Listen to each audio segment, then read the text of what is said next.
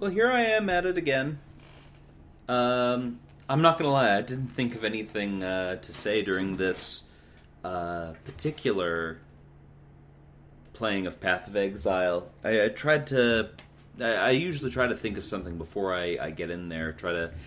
I try to decide beforehand whether I'm going to talk about my personal life or if I'm going to talk about game theory and game design. There's a lot of things I could talk about. I try to be well versed in a lot of different areas, but today I was kind of drawing a blank. You know, if I talk about game design, I would run out of things to say very quickly. I want to give it a little bit more time and talk about more as I encounter it. I was kind of saying at the end of the last recording I did. And at the same time, you know, I don't want to harp on about my personal life necessarily. I think that that can get out of hand quite quickly, and I don't necessarily want to make this about me. Although I guess it is about me if I'm recording. You know, maybe I'd comment on things that I see if it comes to it. But I wanted to actually read something from a magazine I got recently. There was a translation of this old poem. I think it was called "The Wanderer." I think it was the Weird of the Wanderer. That's what it's called. It's the Weird of the Wanderer, and it got translated specifically for this magazine, and I wanted to just read it and talk about it because I don't really know what to think about it just yet. If this bores you, you could probably just skip over this video. I'm looking to just find something to say as I develop a routine for this. Honestly, I find it a lot easier to come up with things to talk about when I'm with someone, when I'm with my wife or whoever. That might be a better model of things. I might want to continue doing that in the future. Maybe make this channel a bit more of a my wife and I play games kind of channel. That just seems to be a lot more up my alley and more what I want to do. It also makes it so that there aren't as many awkward silences as I try to figure out what to say. So, in the meantime, I thought that I would watch myself play and read this old poem. I think it was Old English it was originally in, and I don't know, it's very interesting. You'll see. Often one who stands alone will find himself honor, mercy from the Creator, though in sorrow he beats his oars across the ice-cold sea, walks the path of exile. Fate cannot be undone. Thus spoke the wanderer, remembering his troubles, the cruel slaughter, the fall of his kinsmen. For so long now I have lain awake each night, and spoken my troubles alone. There is now no one living to whom I would dare reveal my thoughts. I know, in fact, it is a noble habit of men to bind fast their secret thoughts, and guard the treasures of their minds, to think what they wish. The weary mind cannot resist fate, nor can harsh thoughts be any help. Thus those eager for glory often keep safe a sad thought in their hearts. So, often sad and pitiful, deprived of my homeland, far from my kin, I had to take my inner thoughts and bind them in chains, ever since many years ago I covered my Lord in the dark earth. And I sailed, mad with sorrows, over the winter waves. I sought a hall, some place far or near where I might find a giver of treasure who had heard of my people, or would comfort me in my friendless state, and accustom me to joy. Anyone who has endured it knows how harsh a companion sorrow is, to one with few friends to protect him.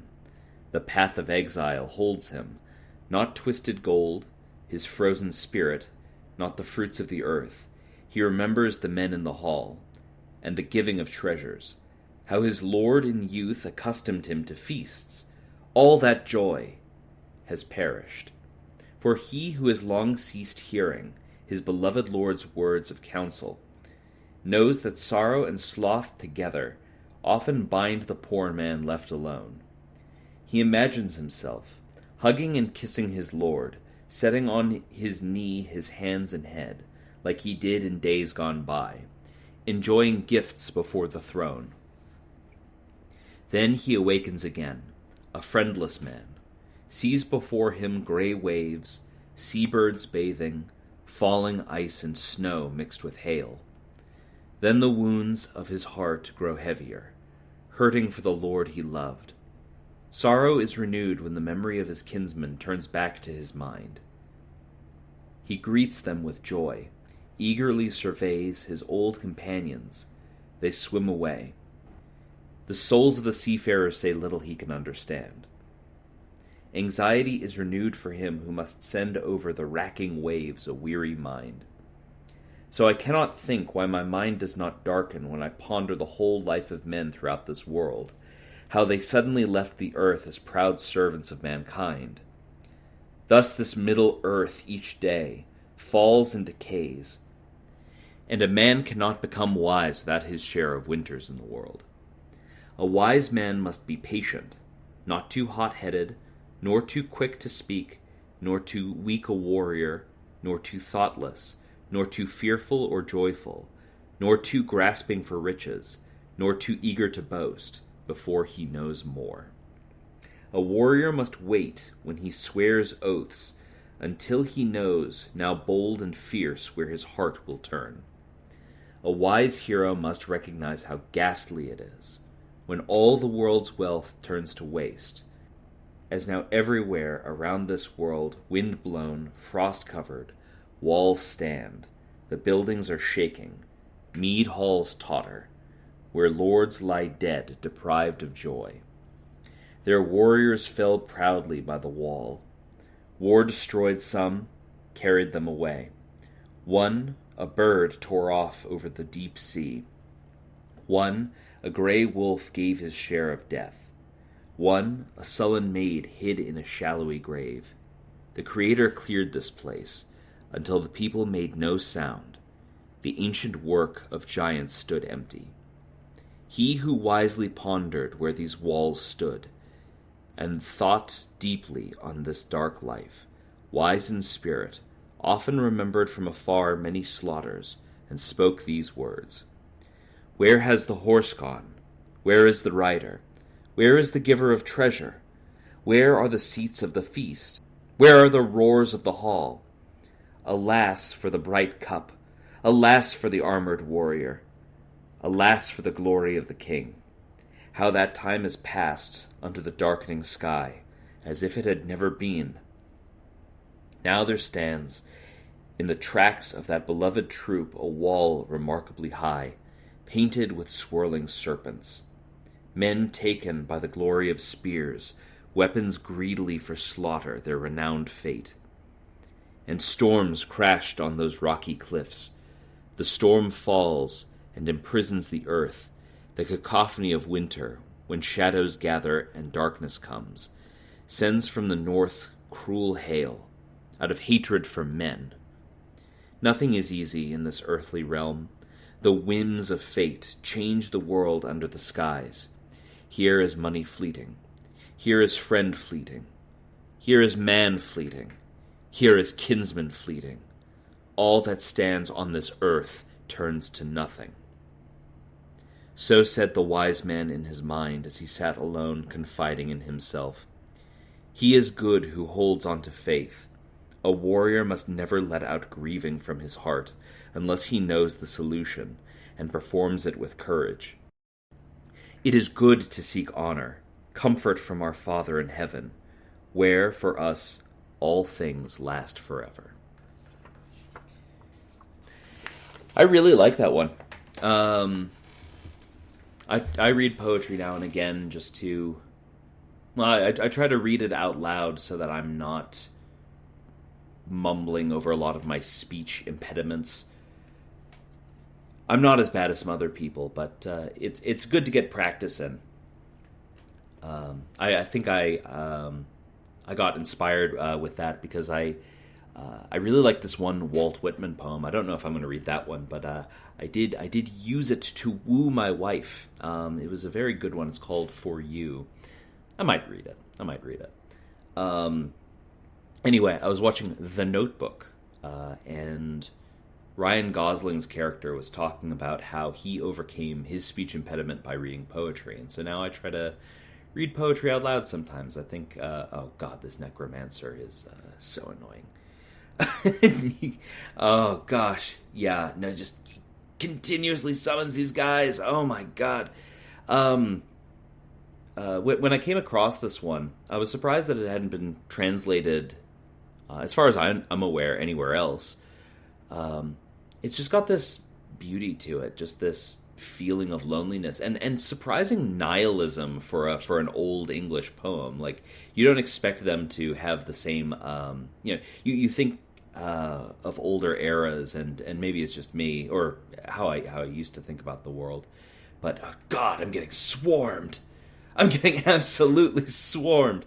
Oh God. No, you just consider the old world to be so religious and unquestioning, but of course they had doubts. Of course, they're wondering what the point of all of it is, and if man is just born to live and die alone, and if everything's pointless. Especially when you experience such tragedy. Like, that poem is about losing everything. It's about losing the homeland you come from, everyone you knew, the Lord you're serving. Just everything that gave your life purpose is gone. And it's very depressing. But in spite of that, it ends on this note of having faith to get you through it. And, oh, yeah. Just persevering in spite of everything. As you could probably tell, I thought of this game reading that because it references a path of exile like twice. Talks about being on the path of exile, being lonely, and maybe the characters in this felt something similar. Well, as far as I can tell, this duelist doesn't. He, every time he goes to a new area, he's like, something to challenge me. I was getting bored. I think they're trying to make you out to be cool and not as depressing as the situation would actually make a person. It's like, I suppose you don't want to go into a new part of the map and be like, I miss my family. I miss my family and my friends. But it's interesting. It's interesting reading that, and the depth of emotion that was coming out of this poor dude, the wise man. It's funny they call him a wise man, and what effectively what he's saying is everyone is going to see their share of winters. Everyone's going to see hard times, and everyone has to persevere through them. And believe me, I know that's no solace for when you're actually going through them. People tell you when you're going through a really rough time that, someone such and such has it worse than you. Don't you know there are starving children in Africa? Don't you know that, bro? When you're depressed, you are so depressed. It is impossible to break out of that by thinking how much worse other people have it. It makes you think, wow, I wish I was gone and they could have my good times. It doesn't make you actually want to have. It doesn't make you want to strive for anything better. And yeah, I think there's a few aspects in which it works.